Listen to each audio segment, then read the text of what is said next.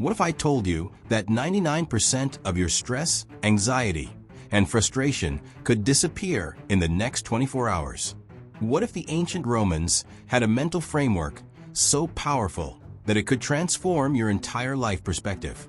Stay with me, because in the next few minutes, I'm going to show you the one Stoic principle that changed everything for Marcus Aurelius, Epictetus, and millions of people throughout history. But before we dive deep into this life-changing concept, hit that subscribe button and ring the notification bell. Why? Because this is episode 1 of our 10-part series, How to Think Like a Stoic. And you don't want to miss a single episode that could revolutionize your mindset. Trust me, your future self will thank you. Welcome back to Daily Stoic Insights, where ancient wisdom meets modern life. I'm your host, and today we're starting something special. You know, I used to be that person who worried about everything, what people thought of me, whether I'd get that promotion, if my relationship would work out, even things completely out of my control like traffic jams and weather. Sound familiar? Here's the thing. I was living in mental chaos until I discovered what the Stoics called the Dichotomy of Control. This isn't just philosophy. This is a practical mental tool that can literally rewire how your brain processes stress and challenges. Marcus Aurelius, the most powerful man in the ancient world, used this principle to lead an empire. Epictetus, who started as a slave, used it to find freedom even in chains. And today, you're going to learn how to use it to master your own mind. And here's what I'm going to give you today. By the end of this video, you'll have a simple 3-step framework that you can apply immediately to any stressful situation. Plus, I'll share the exact mental exercise that Marcus Aurelius did every morning that took him just 2 minutes, but changed his entire day. So stick around, because this gets really practical really fast. The foundation. What is the dichotomy of control? Let me start with a story that will blow your mind. Picture this. You're Epictetus, born into slavery in ancient Rome. You have no control over your circumstances, your freedom, or even your own body. Yet, this man became one of the most influential philosophers in history. How? He discovered something profound. Some things are within our power, while others are not. That's it. That's the foundation of Stoic thinking. And it's about to change your life. Here's the brutal truth most people never realize. We spend 90% of our mental energy on things we can't control, and only 10% on things we actually can. It's like trying to steer a car by yelling at the road instead of turning the steering wheel. The 2 categories that will transform your life. Let me break this down into 2 simple categories. Category 1, things you control. Your thoughts and judgments. Your actions and decisions. Your responses to events. Your values and principles. Your effort and preparation. Your attitude and perspective. Category 2, things you don't control.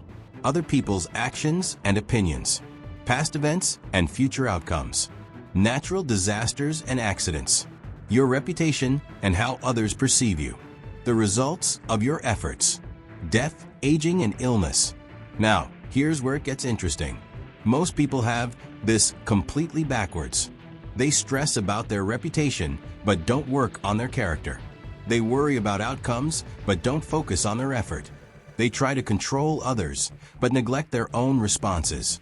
The Marcus Aurelius morning practice. Every morning, Marcus Aurelius would write in his journal what we now call meditations. But he had a specific exercise that I want you to try tomorrow morning.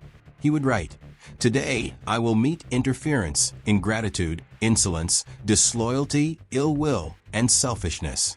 But then he'd add, "But I won't be surprised or disturbed, for I can't imagine a world without such people." This wasn't pessimism. This was preparation. He was mentally rehearsing the dichotomy of control. He couldn't control if he'd meet difficult people, but he could control his response to them. The 3-step framework for daily application. Here's your practical toolkit. Step 1. The pause when something stressful happens. Take a breath and ask, is this within my control or outside my control? Don't skip this step. Your brain needs that pause to switch from reactive mode to responsive mode. Step 2. The redirect. If it's outside your control, immediately redirect your mental energy. Instead of asking, "Why is this happening?" ask, "How can I respond to this in a way that aligns with my values?" Step 3. The action. Focus all your energy on what you can control. If someone criticizes you unfairly, you can't control their opinion, but you can control whether you let it affect your self-worth and how you choose to respond. Real-world applications. Let me give you some scenarios. Scenario 1.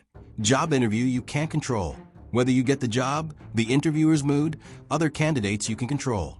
Your preparation, your attitude, your answers, your follow-up. Scenario 2. Relationship conflict you can't control. Your partner's emotions, their past, their reactions you can control. Your communication, your behavior, your boundaries, your response. Scenario 3.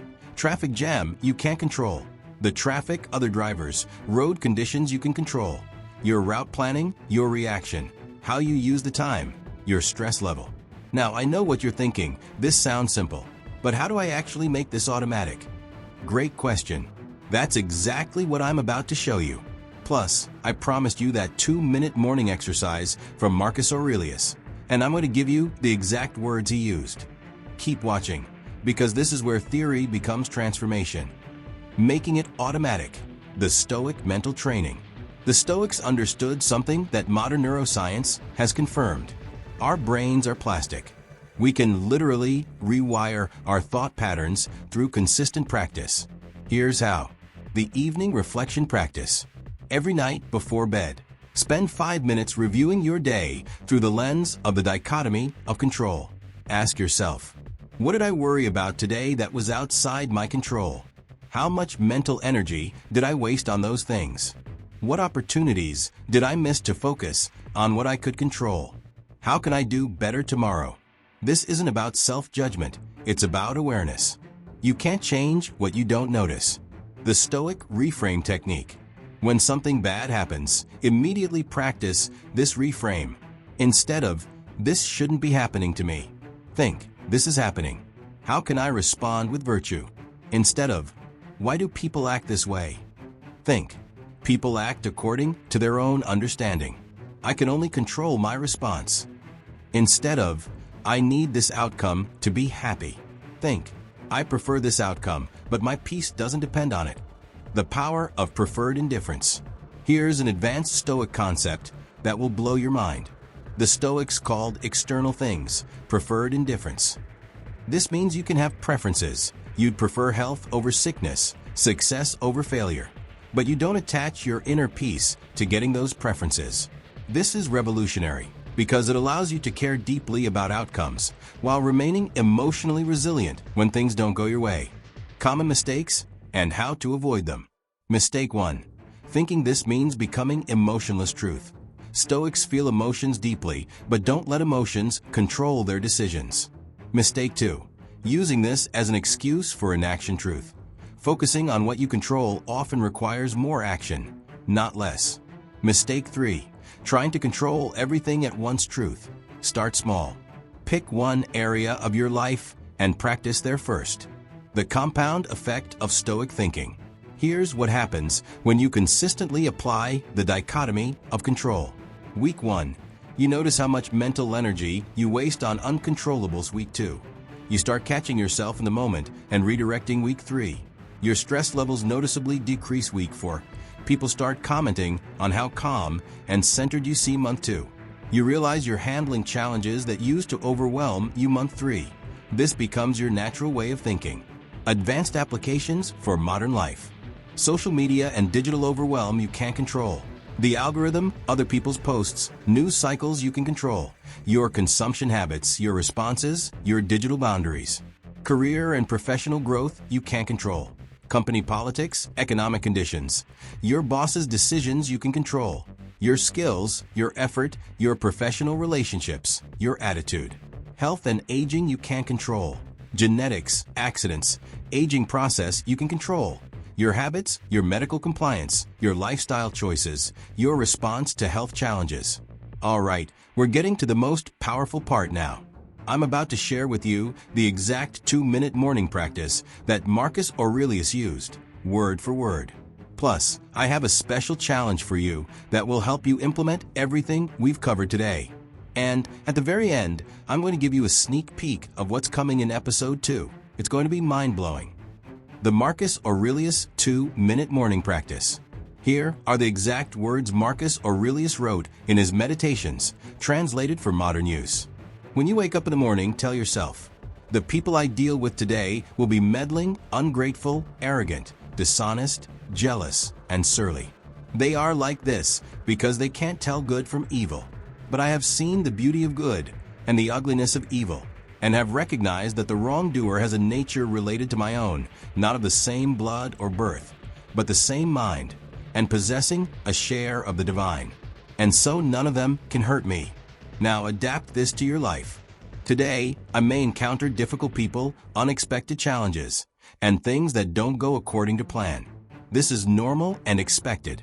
I cannot control these external events, but I can control my responses. I will focus on acting with wisdom, justice, courage, and self-discipline.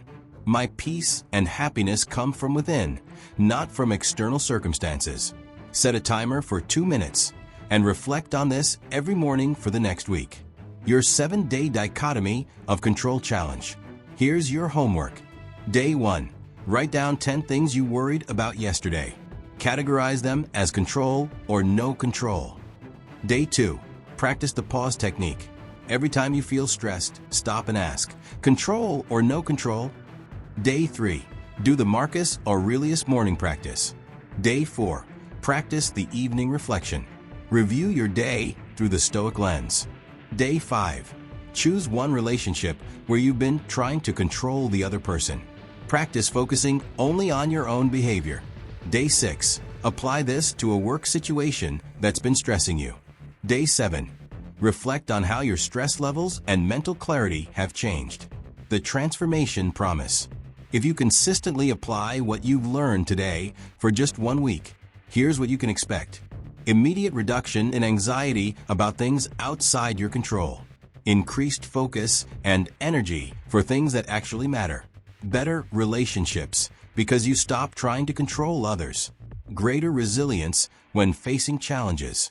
A sense of inner freedom that no external circumstance can touch. This isn't just philosophy, this is practical psychology that works. What's coming next? In episode 2, we're diving deep into negative visualization, the Stoic practice that sounds pessimistic, but actually creates unshakable gratitude and resilience.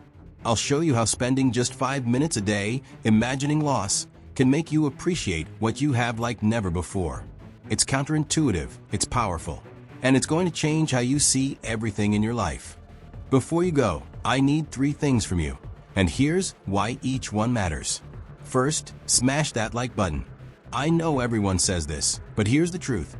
When you like this video, you're telling YouTube that this content matters, that ancient wisdom deserves a place in our modern world.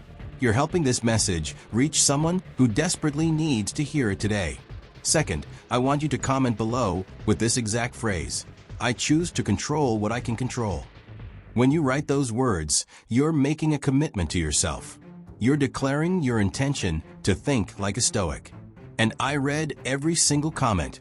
I want to celebrate this decision with you. Third, share this video with someone in your life who's been stressed, overwhelmed, or struggling with things outside their control. Maybe it's a friend going through a tough time, a family member who worries too much, or a colleague who's burning out.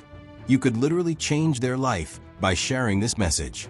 And finally, if you haven't subscribed yet, what are you waiting for? Hit that subscribe button and ring the notification bell. This is a 10-part series, and each episode builds on the last. You're not just subscribing to a channel. You're committing to transforming your mindset with 2,000 years of proven wisdom. Come back next week and tell me how the Dichotomy of Control changed your week.